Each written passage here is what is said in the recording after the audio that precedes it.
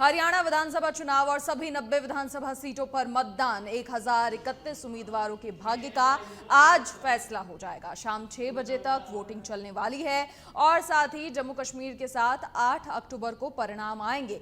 हरियाणा में मतदान केंद्रों पर सुरक्षा बलों की तैनाती की गई है।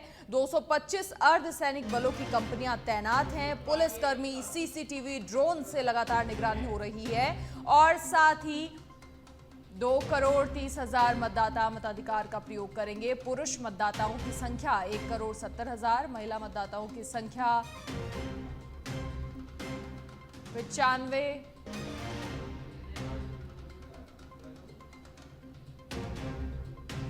लाख और साथ ही 467 अन्य मतदाता मताधिकार का प्रयोग करेंगे। कुल 20,632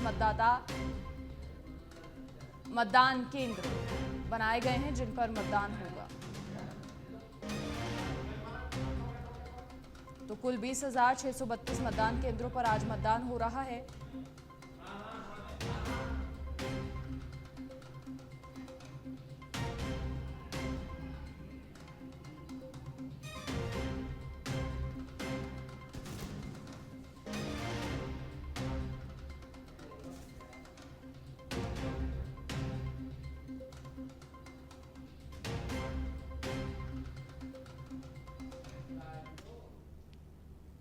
मुझे पूरा पता है, पूरी अफवाह बची है। सर आप कोशिश कर रहे थे हुड्डा जी के बीच में जो तनाव है, लेकिन वो कह रहे कि फिलहाल ऐसा कुछ भी नहीं है। मैं कहता हूँ वो तो आपने भी सुन लिया, मैंने भी सुन लिया।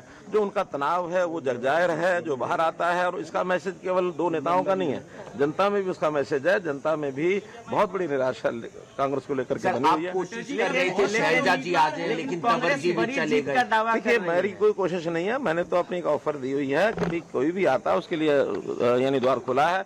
और भाई, जहां तक अशोक तंवर का विषय है, अब ये आयराम गैराम की जो लोकोक्ति है वो उन्होंने हालांकि बहुत समय से रुकी हुई थी, उन्होंने इसको फिर उजागर किया है।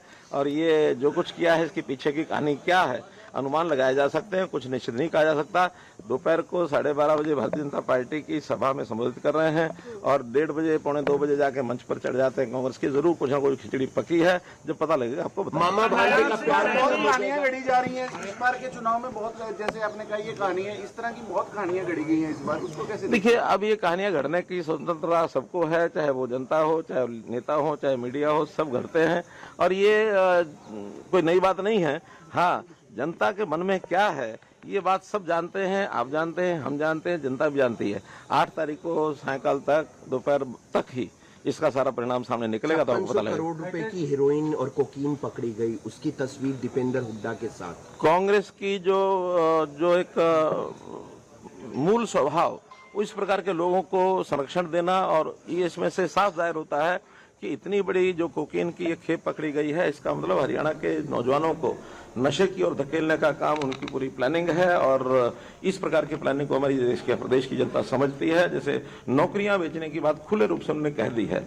हम तो बिना पर्ची बिना खर्चे की अपनी बात लगातार कह रहे हैं, आगे भी रहेगी। और गांव के लोगों के सिर चढ़ के ये जादू बोल रहा है, लेकिन वो बाज नहीं आए हैं। जैसे पहले करते थे वैसी नौकरियों को बेचने का काम आज भी वो करने के लिए तैयार हैं कि हम आएंगे तो नौकरी बेचेंगे। लेकिन अगली बात यह है कि ना नौमन तेल होगा, ना राधा नाचेगी, उनको आने का कोई विषय नहीं है। इस बार मैं समझता हूँ जो पहली बार 14 का जो हमारा रिजल्ट था उससे भी ज्यादा बढ़ करके आएगी। और मैं समझता हूँ 50 से ज्यादा। बहुत बहुत धन्यवाद। तो हरियाणा में आज मतदान हो रहे हैं और सुरक्षा व्यवस्था के भी तमाम इंतजाम किए गए हैं। और अधिक जानकारी के लिए हमारे political editor Rajeev Tiwari phone line पर फिलहाल जुड़ गए हैं। राजीव, आज कहीं ना कहीं ये फैसला हो जाएगा कि हरियाणा में सियासत का ऊंट किस करवट बैठेगा। कई सारे दिग्गजों की साख दांव पर है, जिनमें भले ही खुद सीएम नायब सिंह सैनी हो, इसके अलावा गढ़ी सांपला किलोई से भूपेंद्र सिंह हुड्डा भी मैदान में हैं। तो ये तमाम दिग्गज जिनकी साख दांव पर।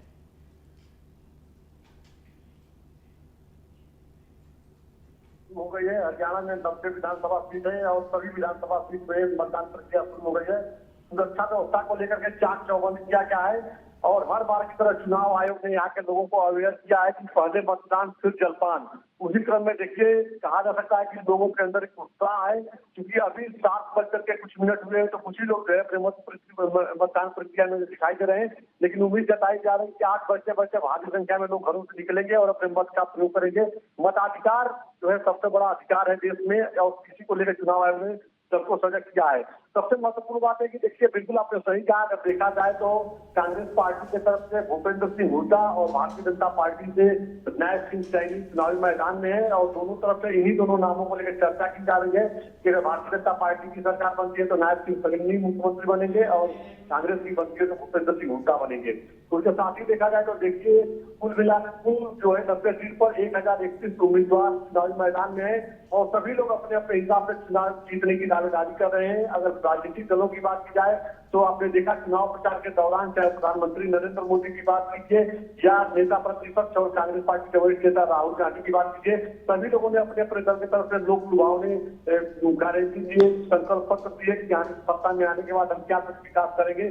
सबकी नजर युवाओं पर है, क्योंकि देखिए युवा मतदाता जो है वो निर्णायक भूमिका में है, और बेरोजगारी सबसे बड़ी समस्या है, तो कैसे उनको रोजगार देना है, खास करके कैसे किसानों के लिए क्या कुछ डेवलपमेंट करना है, इन तमाम चीजों को लेकर हरियाणा में सभी राजनीतिक दल ने अपने अपने हिसाब से वादे किए हैं। लेकिन देखा जाए तो देखिए अभी तक जो है हरियाणा में 2 बड़ी पार्टियां सामने दिखती थी, कांग्रेस पार्टी और भारतीय जनता पार्टी, लेकिन इस बार कुछ फीता बदला हुआ है, क्योंकि जो क्षेत्रीय पार्टियां पूरी तरह से हावी है, जिसमें अगर देखा जाए तो दुष्यंत चौटाला की बात की जाए, दुष्यंत चौटाला की जेजेपी, हालांकि पिछली सरकार में गठबंधन में थे और उन्होंने अकेले चुनाव लड़ा था, लेकिन बीजेपी के साथ गठबंधन करके सत्ता में विजय बात में अलग भी हो गए। तो दुष्यंत चौटाला की जेजेपी भी चुनावी मैदान में है, गठबंधन भी उन्होंने किया है समाजवादी पार्टी से, जो चंद्रशेखर आजाद उत्तर प्रदेश से रहने वाले सांसद हैं, इनकी पार्टी से गठबंधन है। तो यह भी जो है महत्वपूर्ण बात है। साथ ही ओम प्रकाश चौटाला की एनएलओ है, यह भी पूरी तरह दमखम के साथ चुनाव मैदान में है।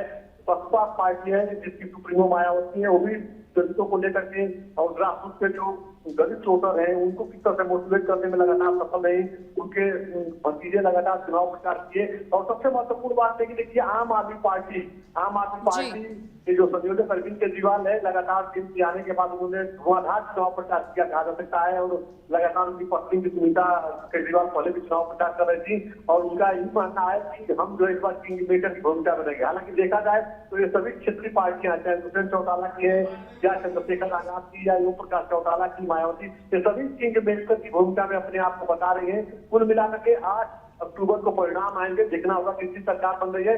फिलहाल क्या जरूर है कि जनता पूरी तरह से साइलेंट है, इस बार किसे अपना प्रतिनिधि चुनती है यह देखना महत्वपूर्ण होगा। जी बिल्कुल राजीव, एक तरफ जहां बीजेपी लगातार मजबूत रही है तो दूसरी तरफ जो और पार्टीज हैं उनका कॉन्फिडेंस भी कहीं ना कहीं चरम पर है। अब हरियाणा के सिरसा से कांग्रेस सांसद कुमारी शैलजा को ले लीजिए, लगातार वो ताल ठोक रही हैं, कह रही हैं कि अगर जीत होती है तो सीएम पद मैं ही डिजर्व करती हूँ। बिल्कुल, देखिए क्योंकि नेता जो भी होता है, किसी भी राजनीतिक दल का जो नेता होता है उसकी राजनीतिक महत्वाकांक्षा यही होती है कि विधायक सांसद बनने के बाद, केंद्रीय मंत्री बनने के बाद हम मुख्यमंत्री बने, प्रधानमंत्री बने, यह तमाम जो सत्ता सुख है यह सभी लोग प्राप्त करना चाहते हैं, तो लगातार लंबे समय तक संघर्ष करते रहते हैं। तो अगर कुमारी शैलजा की बात की जाए तो इस बात से इनकार नहीं किया जा सकता है, क्योंकि देखिए कुमारी शैलजा की जो राजनीतिक महत्वाकांक्षा है, हरियाणा में लंबे समय तक उन्होंने काम किया और राष्ट्रीय स्तर की नेता भी रही है, और अब जो है उनकी आखिरी इच्छा यही है कि इस बार अगर सत्ता में हम आते हैं, कांग्रेस पार्टी आती है तो मुख्यमंत्री हमें बनाया जाए। हालांकि इस बार ही नहीं, जिसके पिछले बार जब कांग्रेस की सरकार थी तो देखिए वहां पे भूपेंद्र हुड्डा जब मुख्यमंत्री थे तो उसी समय से उनका अनुभव चल रहा है भूपेंद्र हुड्डा से और कुमारी शैलजा में राजनीतिक वर्चस्व को लेकर के लड़ाई हमेशा उन दोनों लोगों की रही है। आपस में बात भी नहीं हो पाती है, जो उनके करीबी लोग बताते हैं, सच्चाई क्या है अब वही लोग जानते हैं, लेकिन जो उनके करीबी लोग ये बताते हैं कि अपनी राजनीतिक महत्वाकांक्षाओं को, अपनी राजनीतिक वर्चस्व को स्थापित करने के लिए दोनों लोग एक पार्टी में होते हुए आपस में एक दूसरे के लोगों की राशि है। तो अब क्योंकि पार्टी के जो रणनीतिकार हैं बैलेंस कंट्रोल में लगे हुए थे, क्योंकि अगर चुनाव प्रचार के समय अगर एक दूसरे के ऊपर अलग अलग बयानबाजी जाती तो इसका गलत इफेक्ट पड़ता जनता में और हो सकता था पार्टी को नुकसान होता था।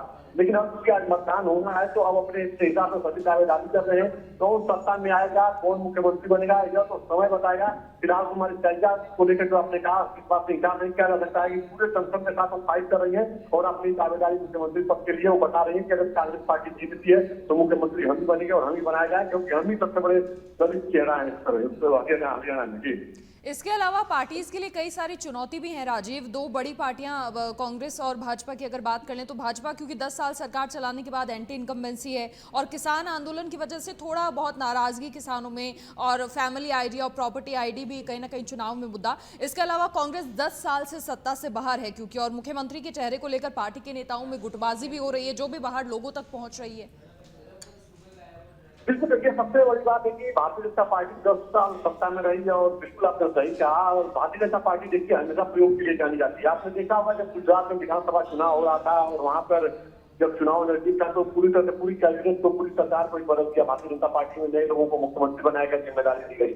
उसी तरह से देखिए जब मनोहर लाल खट्टर को लोकसभा चुनाव में जीत पर हटाया गया और नायब रैली को लाया गया, जनता ने एक मैसेज देने की भारतीय जनता पार्टी ने कोशिश की है। कितना सफल हो गई है तो जनता के ऊपर निर्भर कर रहा है। जनता आज कितने चुनती है, लेकिन इतना जरूर है कि देखिए आपने बिल्कुल जो कहा है इनकम्बेंसी यह मामला पूरी तरह से लेकर के गंभीर था और भारतीय जनता पार्टी के रणनीतिकार इसको लेकर चिंतित थे। लेकिन इतना जरूर है कि भारतीय जनता पार्टी के जो रणनीतिकार हैं, कहीं भी विधानसभा चुनाव होता है किसी भी राज्य में तो प्रधानमंत्री के चेहरे को वो लोग आगे करके चुनाव लड़ते हैं और प्रधानमंत्री का जो चुनावी रैली हुआ, जो संबोधन हुआ, उससे जनता ने उत्साह देखने को मिल रहा है।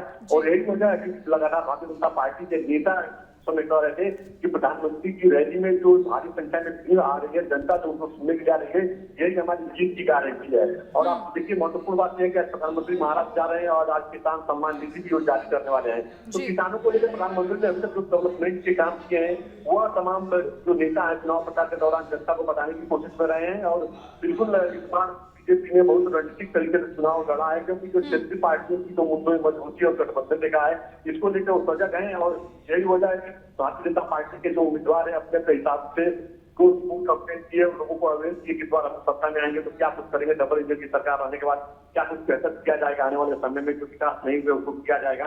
तो वादे अपने हिसाब से सभी लोग किए हैं। एक दूसरे के ऊपर आरोप प्रत्यारोप भी लगाया गया है। और अगर बात किया जाए तो देखिए कांग्रेस में सब कुछ आने जुए है, लेकिन इंटरनल स्थिति ठीक नहीं है। जो आपने कहा शैलजा, तुम्हारी शैलजा अभी भी राजनीतिक वर्चस्व को लेकर के अपने हिसाब से अपने लोगों के साथ अड़ी है। इसका कितना इफेक्ट जनता पर पड़ता है, जनता कितनी सुनती है, ये देखना महत्वपूर्ण होगा। इसके अलावा आम आदमी पार्टी की अपनी मुश्किलें दिखाई दे रही हैं राजीव, क्योंकि पहली बार पार्टी सभी 90 सीटों पर चुनाव लड़ रही है और वोटिंग से पहले ही 2 उम्मीदवार मैदान भी छोड़ चुके हैं और पार्टी के सामने चुनौती है राज्य में खाता खोलने की।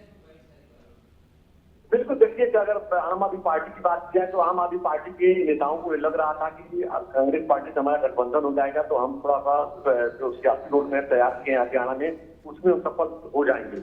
लेकिन कांग्रेस पार्टी को यह लगता है कि कांग्रेस पार्टी के जो रणनीतिकार है वो मानते हैं कि आम आदमी पार्टी ने अभी तक जहाँ भी अपनी राजनीतिक जमीन तैयार की, चाहे पंजाब में या दिल्ली में, तो कांग्रेस पार्टी को डैमेज करके ही आम आदमी पार्टी ने अपना सियासी जमीन तैयार किया है। और ऐसे में अगर हरियाणा में गठबंधन हम लोग कर लेते हो तो बहुत नुकसान हो जाएगा। ज्यादा आम आदमी पार्टी से कांग्रेस पार्टी के नेताओं ने गठबंधन नहीं किया। राहुल गांधी ने तो बयान दिया था, लग रहा था कि गठबंधन हो जाएगा, लेकिन कांग्रेस पार्टी के जो रणनीतिकार है, हरियाणा कोर के जो नेता है, चाहे भूपेंद्र हुड्डा हो, दीपेंद्र हुड्डा हो या कुमारी शैलजा हो, सभी लोगों ने इसको लेकर के अपनी निगेटिविटी रखी, जिसके बाद गठबंधन नहीं हो पाया। अब आम आदमी पार्टी 90 की 90 सीटों पर लड़ रही है, कुछ उम्मीदवारों के पीछे भी हट गए हैं। यह चुनाव में होता रहता है कि पट्टा दाखिला के बाद लोग अपना पट्टा वापस ले लेते हैं। लेकिन इतना जरूर है कि आम आदमी पार्टी के जो संयोजक है अरविंद केजरीवाल, उनका विल पावर बहुत मजबूत दिख रहा है। वो लगातार बयान दे रहे हैं कि इस बार अरविंद मेटर की भूमिका के सामने दिखाई देंगे। अब जनता कितना तवज्जो देती है इस बात से इंकार नहीं किया जा सकता है, क्योंकि देखिए गोवा में भी विधानसभा चुनाव हुआ था तो वहां पे आम आदमी पार्टी के लोग कह रहे थे कि इस बार सरकार गोवा में आम आदमी पार्टी की बनेगी। या और दूसरे जगहों पर होता है तो बहुत मजबूती से फोकस करती है। आम आदमी पार्टी की रणनीति यही है और उनके रणनीतिकार यही काम करते हैं कि जो छोटे राज्य हैं वहां फोकस किया जाए और वहां पर बड़ी परिस्थिति दर्ज कराया जाए। हालांकि जब देखा जाए तो छोटा राज्य तो नहीं है हरियाणा, राजनीतिक दृष्टिकोण से बहुत ही मजबूत है, विधानसभा सीट है और यहाँ पे अब किंगमेकर की भूमिका में आने की दावेदारी कर रहे हैं। अब कितना डैमेज करते हैं इतना तो जरूर है कि कांग्रेस पार्टी के नेता और उम्मीदवार इस बात को लेकर के सजग है कि अगर आम आदमी पार्टी का उम्मीदवार मैदान में है तो कांग्रेस पार्टी के उम्मीदवार को नुकसान पहुंचाएगा। बिल्कुल राजीव, आप बने रहिए साथ, और भी अधिक जानकारी लेंगे। लेकिन आपको बता दें कि आज 90 सीटों पर हरियाणा में मतदान हो रहा है, कई सारे दिग्गजों की साख दांव पर है। अब फैसला जनता का है, जनता किसे चुनती है, जो वादे किए गए हैं किस पर जनता अपना भरोसा जताती है।